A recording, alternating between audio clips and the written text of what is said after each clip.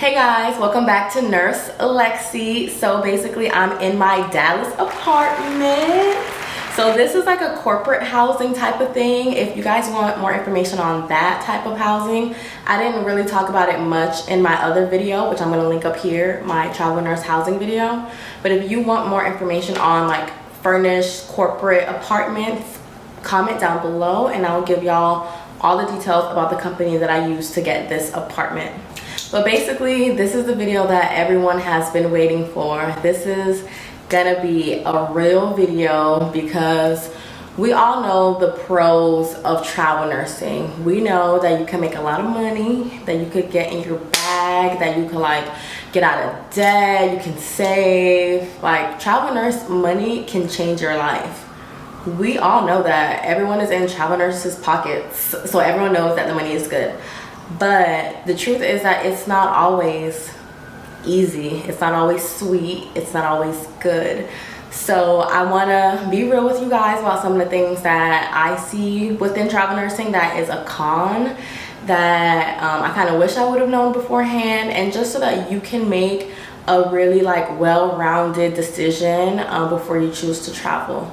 So keep in mind, I'm telling you guys these cons about travel nursing. So it might sound like a lot of negatives, but keep in mind that I'm still traveling and I'm probably gonna travel for at least the rest of this year. So these cons don't stop me from traveling, but it's something that is important to know.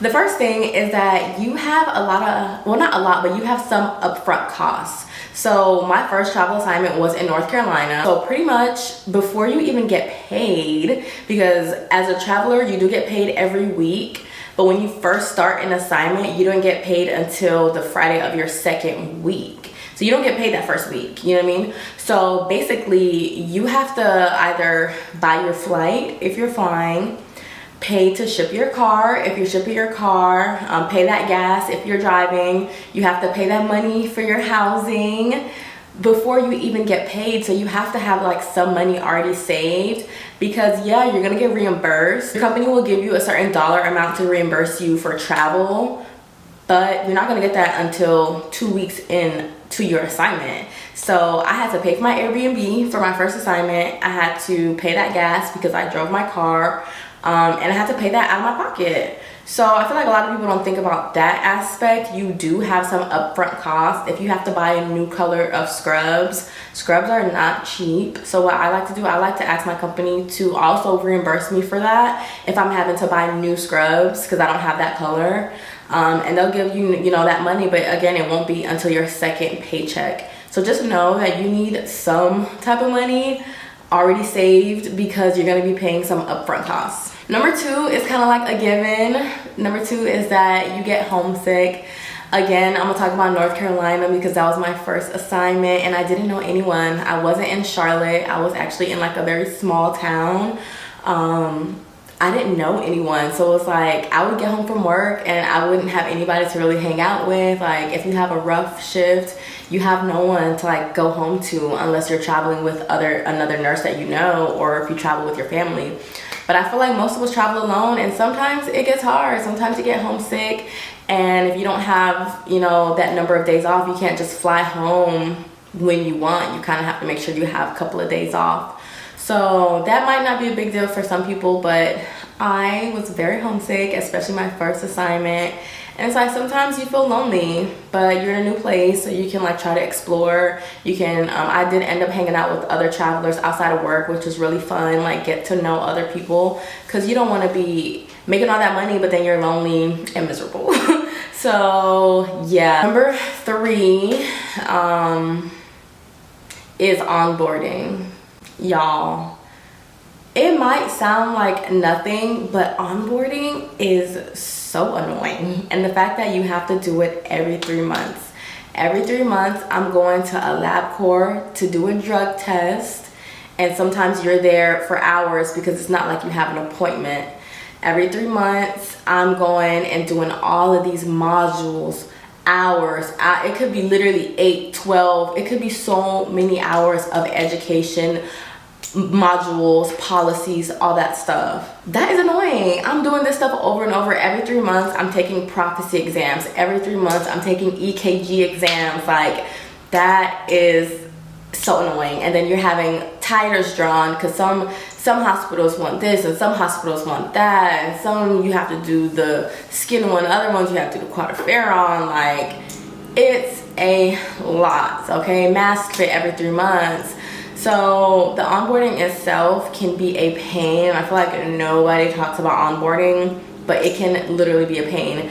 And let me tell y'all real quick, for this Dallas assignment, I didn't get cleared compliance wise until the Friday before I was supposed to start on Monday. So I got cleared on Friday, and I literally had to buy my flight and pack and everything and be on my flight the next day because I wasn't sure if I was going to start that Monday or the following because I wasn't cleared for compliance. So it's like, that adds another level of stress because I'm already moving somewhere that I've never been. I'm already moving, like packing up my life and going here. But it's like, on top of that, I'm doing all these things, and you're hoping that the lab processes everything by the date that you need to be cleared. Because if not, then your start date gets pushed back a week. Then you're out a week of money. You know what I mean? So onboarding and compliance almost literally drove me insane trying to get out here to Dallas. Like, it was a mess. But I feel like that's why some people will just extend their contracts, because if your hospital offers you an extension, you can stay 6 months, 9 months, whatever. And then you're not having to do that onboarding all over again. You're just coming to work. So yeah, no one talks about onboarding, but it's annoying. Number 4, this is a big one. This might be the biggest one. And I have stories about this too. So basically, you're a traveler, you sign a contract for a certain rate, but it's not like a binding contract. Everything is at will. You could quit at will as a nurse, and also the hospital could fire you at will at any time. If they feel like they don't have that need anymore, your contract could get canceled. If you took a crisis contract getting paid so much money and now the government is not giving them that money, or whatever the reason is, they could lower your rate. And at that point, if they're lowering your rate, you could choose to walk away instead of accepting that lower wage. But just know, you being a travel nurse, your pay and your contract is not set in stone. Let me tell you, because in New York, I was doing vaccinations. I had a good, easy little gig contract doing vaccines for the whole summer. My contract got cut short 4 weeks in. And I was supposed to be there for 13 weeks, canceled, no notice. Like, go back home. We don't need you anymore. Like, that's how sudden it can be. So especially with COVID, crisis contracts, vaccination contracts, you could be out of work literally at any point. So as much like money and you get to travel and all this stuff, there's so much stress because at any point, you could get canceled and then you have to go back home. And what if you already paid your 3 months rent for this place? Now you're trying to get your money back, you know? Let's say you're making $100 an hour and then they say, hey, we want to cut it down to $60 an hour. Are you going to take that cut because you're already here? Or are you going to walk away because you don't want to take and accept that lower rate? These are things you have to think about as a traveler. I've had my rates cut before on a contract. Mind you, it was the last week of my contract. So I felt like, why are you even trying me and cutting it? And I only have 1 week left. The rates were cut effective that certain day, and it just so happened to be my last week, you know? So other travelers, maybe that was the middle of their contract, so their rate is getting cut for the next 6 weeks. Thankfully, I only had 1 week left, so I stayed and I took that low pay cut for that last week. Whatever. But these are things that can happen, and it's been happening more because of COVID crisis. They're paying so much that it's not sustainable, whatever. I don't really know exactly the reasons behind it, but it is definitely possible. I've seen it happen. It's happened to me. I've gotten canceled and I've got my rate cut. So just know that, like, that contract is not binding. It's not set in stone. Everybody is at will. So before you, like, I don't know, it's just, you have to think about that before you leave, like, your full-time job. You have to think about those things. Number 5, this is what a lot of people do talk about as a traveler, you could get the short end of the stick. You are here to help, you know, relieve that unit and relieve those staff nurses. So they might try to give you the worst assignments. They might give you the first admission every single time. You know, you will always be the first to float. So it's like, these are things that you just have to keep in mind, because it just is what it is. You're a traveler, they're gonna float you off first. If they don't need you on that unit, they're gonna float you to another unit. And you should be able to adjust. That's, you know, the whole point of being a traveler. You might get the worst assignment, and I mean, if you feel like you're constantly getting like the worst, or if you're getting unsafe assignments, I would speak up. I would say something. You know, every situation is different, but you might not always get the best assignment as a traveler. The first to get an admission, you probably are gonna be the first one. If everyone has 4 patients, they're gonna knock you up to 5 before they knock anyone else up. That's usually what happens. That does not mean that that's how it should be. I've worked at places as a traveler where I felt where they treated me like staff. So I wasn't always the first one to get an admission. If the day before I had 5 patients and everyone else had 4, the next day they wouldn't give me 5. You know, they would give someone else 5 first, you know, if they could help it. So I've been places where they treated me well, where they treat you like a staff, which I feel like that's how it should be. But you might go to other places and they treat you like, you know, you're just here to make our lives easier. So if you're gonna get, you know, the worst assignments, at least you're getting paid the big bucks for it. That doesn't make it right. I don't think that's right, but you might come across that. And then as a traveler, that's when you have to say, like, is this something I'm gonna put up with? Is this okay? I mean, if you can handle it. I feel like sometimes I get tough assignments, but I'm good with time management. I can handle it. It's not unsafe, you know? So certain things I won't speak up about, but other things I will. So it all depends on you, your hospital, and the safety. At the end of the day, if you feel like you're being put in unsafe situations because you're a traveler, that is never okay. But sometimes you're gonna get the short end of the stick. You might get that difficult patient. You might, you know, it might happen. And you're gonna be there for 3 months, and then you never have to go back there again if you don't want to. And that's the beauty of travel.